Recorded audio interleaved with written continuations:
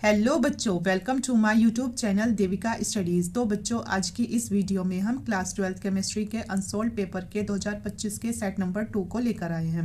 तो आज की इस वीडियो में हम क्वेश्चन नंबर 5 को कंप्लीट कराने वाले हैं। तो इसमें हर एक क्वेश्चन 4-4 नंबर का पूछा जाता है, यानी कुल मिलाकर इसमें 16 नंबर पक्के हो जाते हैं। तो आइए अब हम अपनी वीडियो को स्टार्ट करते हैं। आज हम इसके पार्ट नंबर 3 को लेकर आए हैं। जिसने इसके पार्ट नंबर 1 और 2 को नहीं देखा तो वो हमारे चैनल पर जाकर वीडियो को ज़रूर देखे, और मैंने इसकी प्लेलिस्ट बना दी है सेट नंबर 1 और 2 की, तो आप उसमें जाकर भी वीडियो को देख सकते हैं।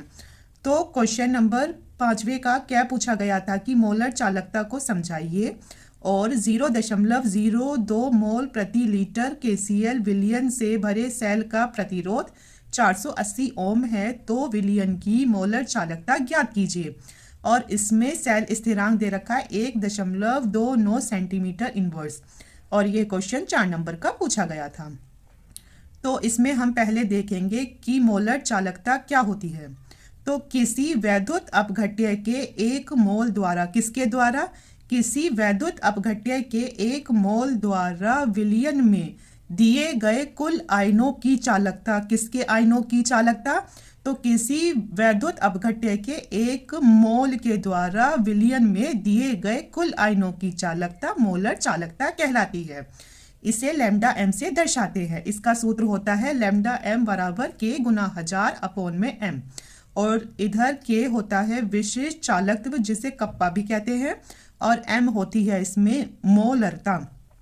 तो अब इसके 3 मात्रक को देख लेते हैं। तो इसके 3 मात्रक होते हैं, और MCQ में इसमें से कोई सा भी मात्रक आपसे पूछा जा सकता है, इसलिए इसके तीनों मात्रक ही इंपॉर्टेंट हैं। एक तो होता है ओम इनवर्स सेंटीमीटर स्क्वायर प्रति मोल, दूसरा होता है सीमेंस मीटर स्क्वायर और मोल इनवर्स, और तीसरा होता है Simon centimetre square mole inverse. ठीक है, इसमें से कोई सा भी आपसे पूछा जा सकता है। अब हम इसके न्यूमेरिकल को देख लेते हैं। तो इसमें हमें क्या दे रखा है पहले? तो आप इसमें लिखोगे कि दिया है। तो क्या दिया है इसमें? सबसे पहले दे रखा है मोलरता, यानी कैपिटल M का मान, जो कि दे रखा है 0.02 मोल प्रति लीटर।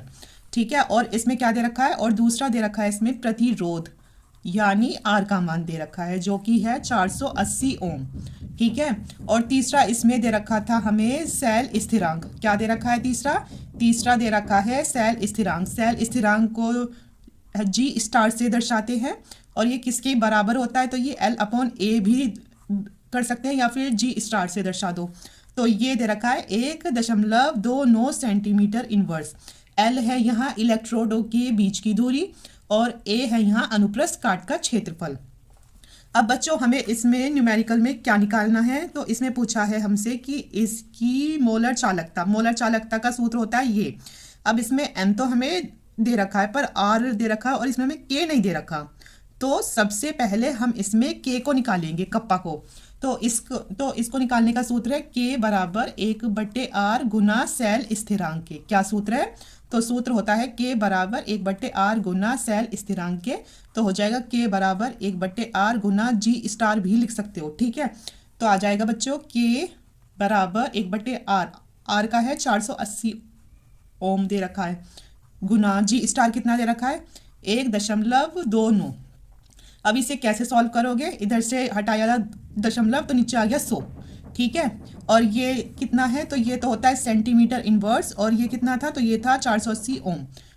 तो ये हो गया इसका मात्रक, तो आ जाएगा 129 अपॉन में कितना? 48,000 आ गया। अब आपको देखो 1 2 3 4 5, और इधर 1 2 3, तो इसका मतलब यहाँ 2 जीरो और आएंगे दशमलव के बाद में। तो जब जाके अब आपको 48 से 129 को डिवाइड करना है, तो आ जाएगा 269। ठीक है, और इसका मात्रक क्या होगा? तो इसका मात्रक होगा ओम इनवर्स सेंटीमीटर इनवर्स। तो ये आ जाएगा हमारा K का मान। पर जो K का मान है तो वो ओम में ना लेकर हम लेंगे किसमें? साइमन में, क्योंकि बच्चों देखो साइमन भी तो था इसका एक ही मात्रक।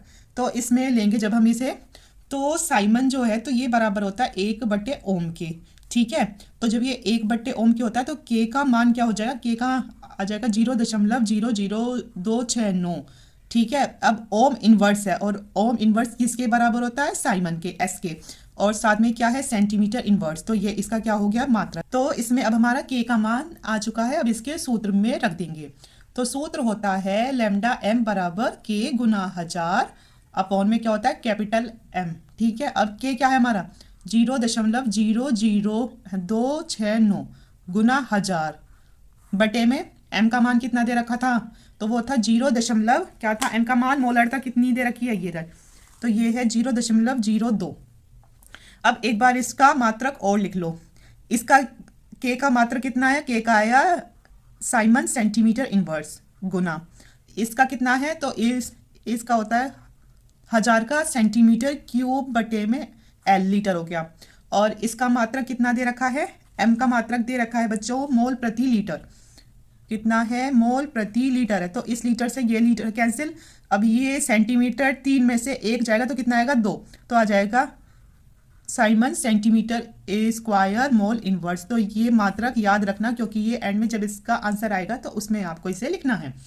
तो अब इसे हमें सॉल्व करना है।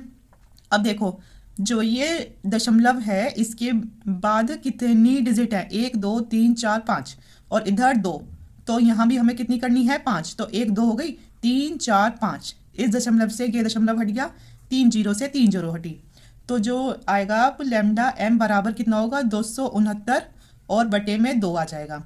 तो इससे इसको डिवाइड कर देंगे तो आ जाएगा लैम्डा एम बराबर, जब इससे डिवाइड करेंगे तो आएगा 134.5 Simon centimetre square mole inverse. तो ये इसका आंसर होगा। ठीक है बच्चों, आ गया आपको ये समझ में न्यूमेरिकल। और ये वाला क्वेश्चन हूबहू 2024 में भी पूछा गया था। तो ये जो क्वेश्चन है ये एज इट इज बिल्कुल 2024 में भी पूछा गया था। तो अब आप खुद सोच सकते हो कि ये आपके लिए इंपॉर्टेंट है कि नहीं है।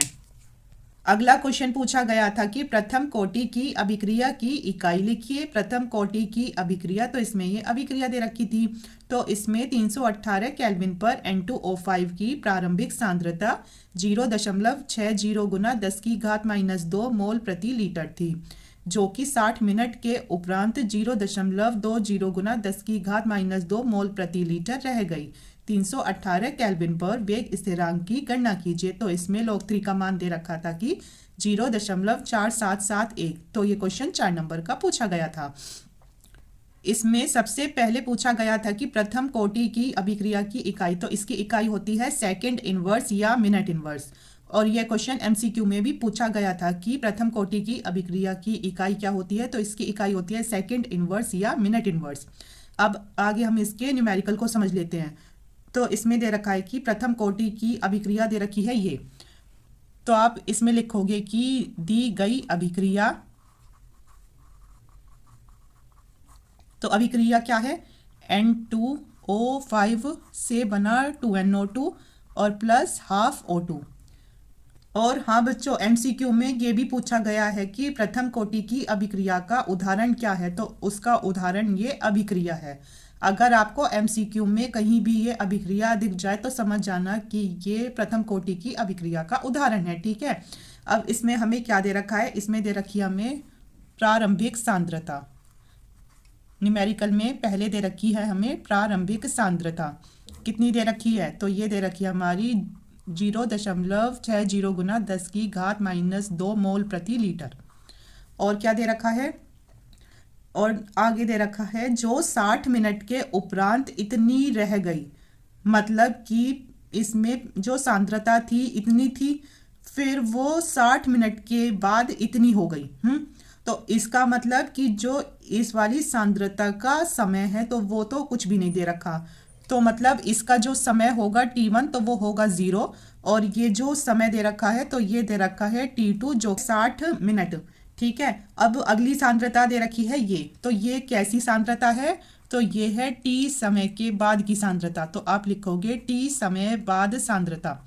तो T समय बाद सांद्रता दे रखी है जो कि होती है A - x, और जो प्रारंभिक सांद्रता होती है A। ठीक है। इसके आगे A आएगा और इसके आगे A - x आएगा। और ये दे रखी है 0.20 गुना 10 की घात -2 मोल प्रति लीटर। ठीक है, अब इसमें क्या निकालना है, तो इसमें हमें निकालना है प्रथम कोटि की अभिक्रिया, प्रथम कोटि की अभिक्रिया के लिए वेग स्थिरांक का सूत्र।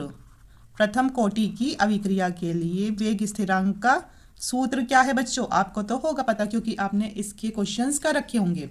तो इसका सूत्र होता है K बराबर 2.303 अपॉन T2 माइनस T1 और फिर आता है log A upon A minus XK। ठीक है, इतना है। तो अब कैसे करेंगे इसे सॉल्व, तो बच्चों K बराबर है 2.303 अपॉन T2 कितना है, तो T2 है 60 माइनस T1 है 0 इंटू log A का मान कितना दे रखा है, तो ये दे रखा है 0.60 गुना 10 की घात -2 और अपॉन A माइनस एक्स दे रखा है 0.20 गुना 10 की घात -2।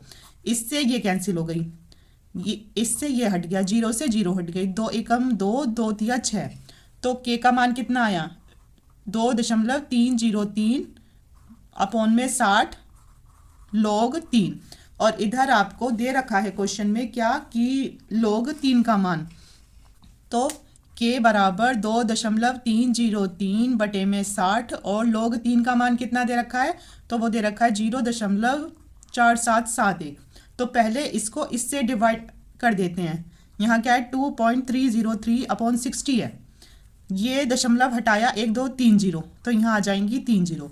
अब आप खुद देखो कि ये 1 2 3 4 5 है और यहाँ 1 2 3 4 है, तो यहाँ जब इसको इससे डिवाइड करेंगे तो इसको करना है 6 से डिवाइड, तो जब क्योंकि ये कितनी है 1 2 3 4 5 है और ये कितना है 1 2 3 4 है, तो जब पीछे 0 लगाएंगे तो ये आ जाएगा 0.0, तो ये दशमलव के बाद में 0 इसीलिए आया क्योंकि इसके पीछे 0 करा है हमने। ठीक है, वरना ये इससे होता नहीं डिवाइड। तो आपको पता है 6 तिया 18 होते हैं। ठीक है, तो ये इससे चला गया आगे 5 और ये 0 उतर गई। अब आपको पता है 6 8 होते हैं 48, तो ये इससे चला गया तो क्या आ गया यहाँ 2, अब ये उतरेगा यहाँ 3, तो अब ये कितना जा होगा, तो ये होगा 6 तिया 18 हो गया। अब कितना आ गया 5 आ गया यहाँ, अब बस 3 स्थान तक ही छोड़ देना इसको। ठीक है, तो आ जाएगा हमारा K बराबर, इसे पूरे को डिवाइड करके है 0.0383 और गुना इसमें दे रखा है ये 0.4771। तो जब इसकी आपस में गुना करेंगे तो आएगा K बराबर 0.0182 मिनट इनवर्स, तो ये इसका आंसर होगा। अगला क्वेश्चन पूछा गया था कि निम्नलिखित उपसहज संयोजन यौगिकों का सूत्र लिखिए, तो ये क्वेश्चन 4 नंबर का पूछा गया था। इन क्वेश्चन को करने से पहले आपको उपसहज संयोजन यौगिकों के बारे में पता होना चाहिए, जब ही आप ये 4 नंबर के क्वेश्चन को एग्जाम में कर पाओगे।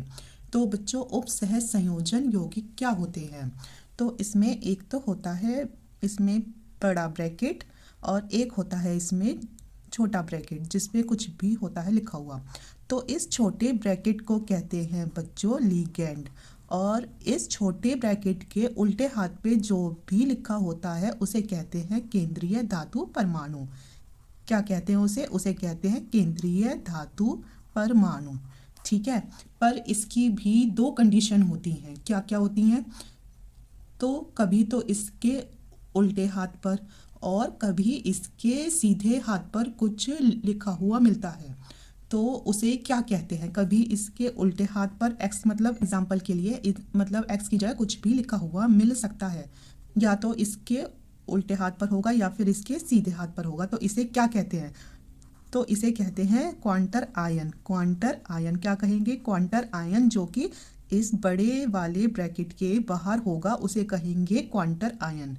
तो इसकी भी 2 कंडीशन होती हैं। तो सबसे पहली कंडीशन है कि जैसे ये उपसहज संयोजन यौगिक है, अगर इसके सीधे हाथ पर है क्वांटर आयन, अगर इसके सीधे हाथ पर क्वांटर आयन है तो इसमें आपको पता करना है कि किस पर तो प्लस होगा और किस पर इसमें होगा ही माइनस। तो बच्चों जो भी उल्टे हाथ पर होगा उस पर होता है प्लस, और जो सीधे हाथ पर होता है उसे कहते हैं माइनस होता है उसमें। ठीक है, इतना आया समझ में। तो अब इसमें हमें जब x का नाम कैसे लिखेंगे, तो x का नाम केंद्रीय धातु परमाणु की ऑक्सीकरण संख्या के बाद लिखा जाएगा। x का अगर आपको इसमें नाम लिखना है, जैसे कि x का नाम लिखना है, तो वो केंद्रीय धातु परमाणु की जो भी ऑक्सीकरण संख्या दे रखी होगी, जैसे 1 2 3 जो भी दे रखी होगी, तो उसके बाद में आपको इस x का नाम लिखना होता है। ठीक है, अब इसकी दूसरी कंडीशन क्या है, दूसरी कंडीशन में क्या समझोगे कि अगर जो ये क्वांटर आयन है ये उल्टे हाथ पर है और ये ऐसे है, ठीक है, तो इसमें प्लस आपको समझाया, उल्टे हाथ पर होता है प्लस और जबकि सीधे हाथ पर होता है माइनस। ठीक है, तो अब इसमें x का नाम लिखोगे तो फिर कैसे लिखोगे, तो इसमें जब शुरू में ही x आ रहा है तो इसका नाम शुरू में ही लिखा जाएगा। एक तो इसका नाम शुरू में ही आएगा, फिर आएगा किसका नाम, केंद्रीय धातु परमाणु का नाम। ठीक है, और फिर उसके बाद में क्या लगेगा, ATE 8 लग जाएगा। क्या लग जाएगा, 8 लग जाएगा। आपको ये अगर दोनों कंडीशन है पता तो आप इन क्वेश्चंस को आसानी से कर लोगे कि अगर जो ये हमारा x है, मतलब जिसे कहते हैं क्वांटर आयन, अगर ये कहाँ है, अगर ये इधर है सीधे हाथ पर है, तो इसका नाम कैसे लिखोगे, तो इसका नाम लिखने के लिए पहले आएगा केंद्रीय धातु परमाणु का नाम, फिर आएगी उसकी ऑक्सीकरण संख्या जो भी दे रखी हो। ठीक है, और उसके बाद में आएगा फिर इसका नाम, x का नाम। और जबकि जो दूसरी कंडीशन है कि अगर ये क्या क्वांटर आयन उल्टे हाथ पे है, तो इसमें सीधा इसी का ही नाम आएगा पहले और फिर आएगा इस केंद्रीय धातु परमाणु का नाम और फिर पीछे लग जाएगा ATE 8 या 8 ऐसे करके। ठीक है, तो आइए अब हम इनके क्वेश्चंस को करते हैं। तो इसमें जो क्वेश्चन दे रखा है, सबसे पहला क्या दे रखा है, इसमें दे रखा है hexa aqua chromium third chloride. अब अभी आपको ये दो कंडीशन ये बताई हैं, तो इसमें पहली कंडीशन में क्या बताया था कि जो केंद्रीय धातु परमाणु की ऑक्सीकरण संख्या होगी उसके बाद में x का नाम आएगा। तो आप खुद देखो, इधर केंद्रीय धातु परमाणु क्या है, क्रोमियम, तो क्या करोगे आप यहाँ इसे, तो ये आ जाएगा क्या, क्रोमियम Cr। ठीक है, ये हमारा केंद्रीय धातु परमाणु, और यहाँ पर कोई वो होगा, ठीक है, लिगेंड है ना, ये हो गया। और फिर क्या लिखा है, क्लोराइड, क्लोराइड मतलब ऑक्सीकरण संख्या के बाद में है ये, तो ये आ जाएगा इधर, तो ये वाला हो गया हमारा। ठीक है, इस बार x कहाँ है, सीधे हाथ पर आ गया है ना, ये हो गया, ये हो गया, ये हो गया। अब क्या दे रखा है, हेक्सा एक्वा, हेक्सा को कहते हैं 6, हेक्सा क्या होता है, हेक्सा होता है 6 और एक्वा होता है बच्चों H2O, H2O एक्वा होता है H2O, यानी क्या हो गया, जल। और जल की जो ऑक्सीकरण संख्या होती है तो वो होती है हमेशा 0। आपको याद रखना है कि जैसे H2O है, इसे इसमें कहेंगे एक्वा और H2O इसमें आ रहा है O, तो ऐसे समझ लो कि इसकी ऑक्सीकरण संख्या क्या होती है, 0। तो इधर लिखना है क्या है, हेक्सा एक्वा, एक्वा आ गया H2O और हेक्सा का मतलब 6 नीचे। क्या ये इतना ही है, पर नहीं।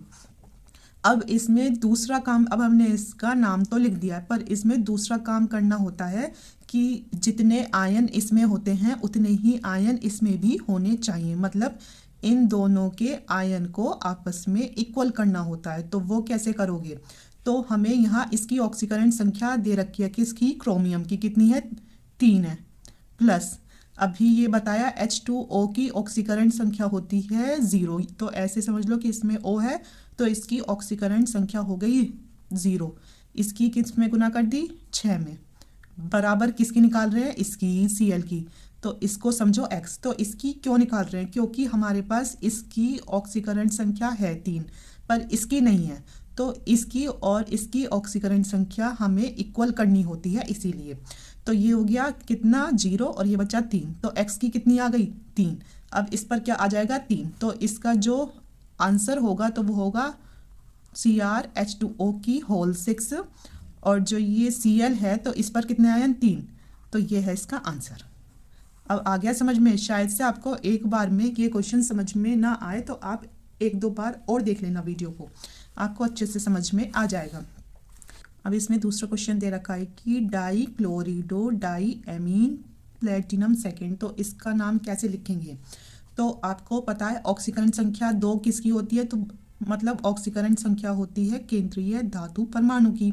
तो इसमें क्या है, प्लेटिनम, पीटी हो गया केंद्रीय धातु परमाणु।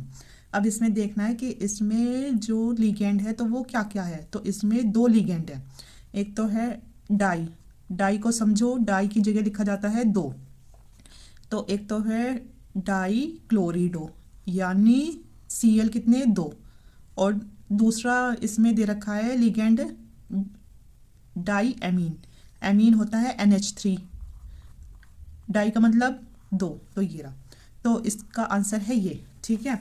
अब हम देखेंगे तीसरे में क्या क्या दे रखा है।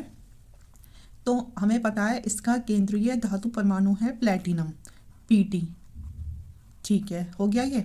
अब आपको फिर से जो ऑक्सीकरण संख्या दे रखी है उसके बाद में दे रखा है, तो इसका मतलब जो भी ये कौन सा आयन होता है, तो ये होता है क्वांटर आयन जो कि आएगा सीधे हाथ पर, ठीक है। और क्या दे रखा है, अब इसमें लिगेंड क्या दे रखा है, हेक्सा एमीन, एमीन होता है NH3 और हेक्सा का मतलब होता है 6, और इसके सीधे हाथ पर क्या आएगा, तो ये आ जाएगा क्लोराइड Cl। अब ये तो हो गया, पर अब इन दोनों के जो आयन है, मतलब इन दोनों के जो भी चार्ज होते हैं तो उन्हें इक्वल करना होता है। अब हमें इसकी ऑक्सीकरण संख्या तो इसमें गिवन है, कितनी है, 4 है, प्लस NH3 की ऑक्सीकरण संख्या भी होती है 0, H2O की भी होती है और NH3, इन दोनों की ऑक्सीकरण संख्या होती है 0।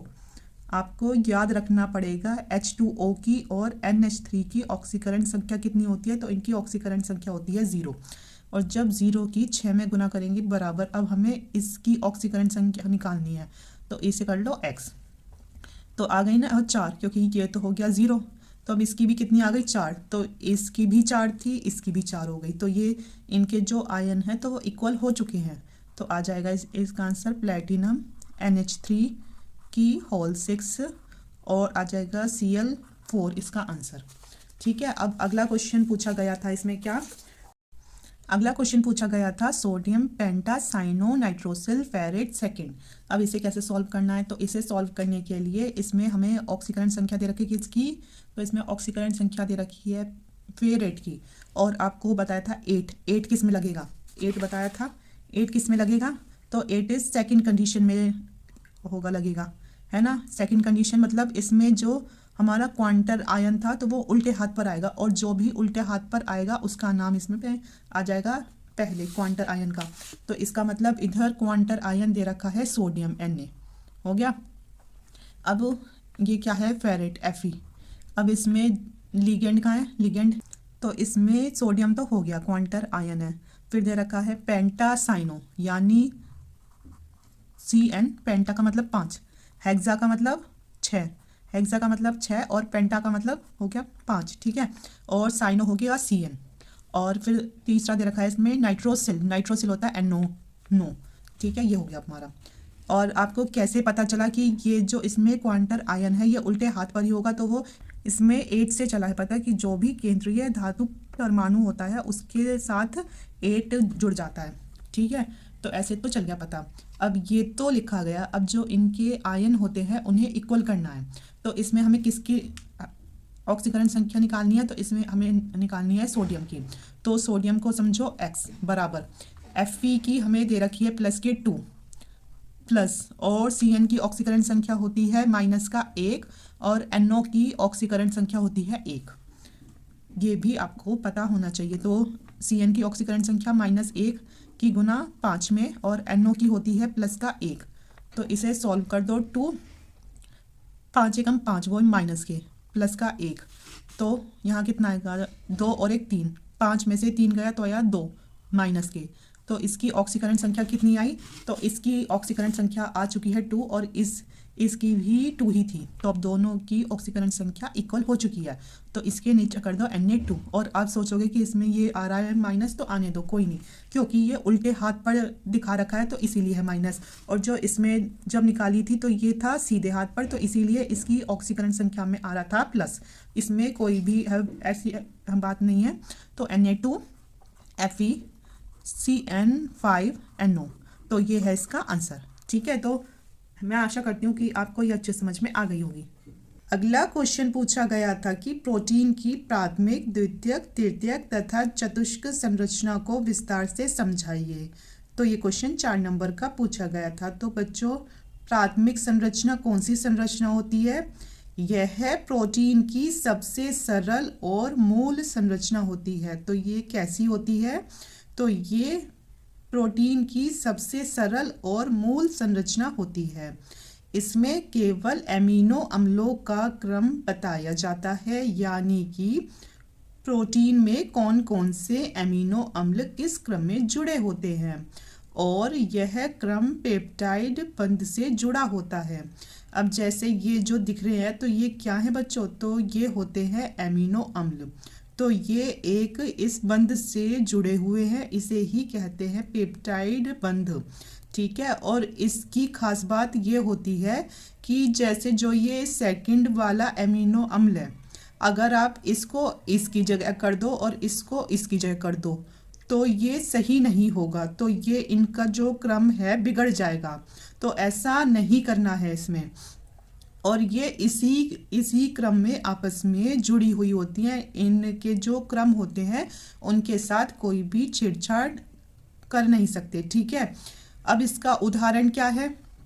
तो इसका उदाहरण है, अगर किसी प्रोटीन में एमिनो अम्लों का क्रम, मतलब अगर किसी प्रोटीन में एमिनो अम्लों का क्रम, तो ये क्रम आपको याद करना ही पड़ेगा।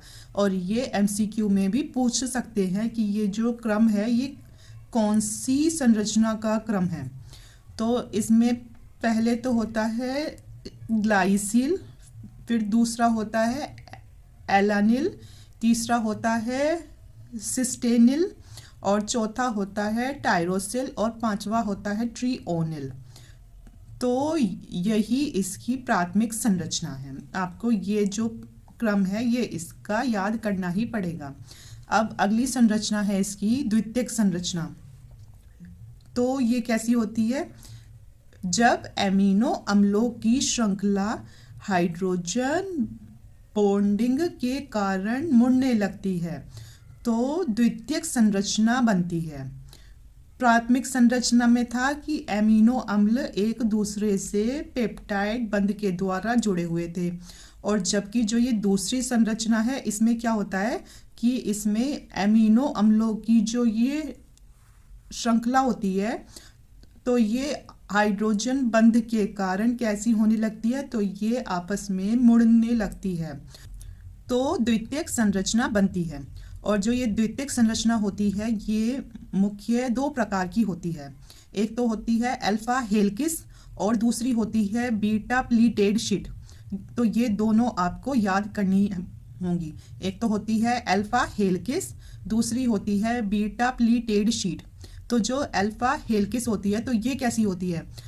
तो बच्चों ये सर्पिल आकार जैसे फोन की कॉइल की तरह होती है। जैसे बच्चों पहले फोन चल रहे थे और उनके जो तार थे वो ऐसे ऐसे थे ना, सर्पिल आकार, तो ये अल्फा हेलिक्स ऐसे आकार की होती है। और दूसरी है बीटा प्लीटेड शीट, इसके नाम में ही शीट है, शीट का मतलब चादर। तो इसकी जो तह होगी तो कैसी होगी?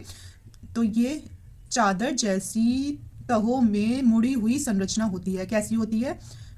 तो ये चादर जैसी तहों में मुड़ी हुई संरचना होती है, और यह संरचना मुख्य रूप से हाइड्रोजन बंध द्वारा स्थिर रहती है। और इसका उदाहरण होता है, एक तो होता है बालों का केराटिन, जैसे कि जो बाल है उसे स्ट्रेट करने के लिए उसका केराटिन कराया जाता है, और दूसरा है रेशम का फाइब्रोइना। अब तृतीयक संरचना क्या है? तो इसकी तृतीयक संरचना है ये। तृतीयक संरचना में लिखोगे कि यह द्वितीयक संरचना के और ज़्यादा मुड़ने और लिपटने से बनती है। तृतीयक संरचना जो होती है तो यह द्वितीयक संरचना के और ज़्यादा मुड़ने और लिपटने से बनती है, जिससे प्रोटीन का त्रिआयामी रूप बनता है। त्रि का मतलब ही क्या होता है? 3।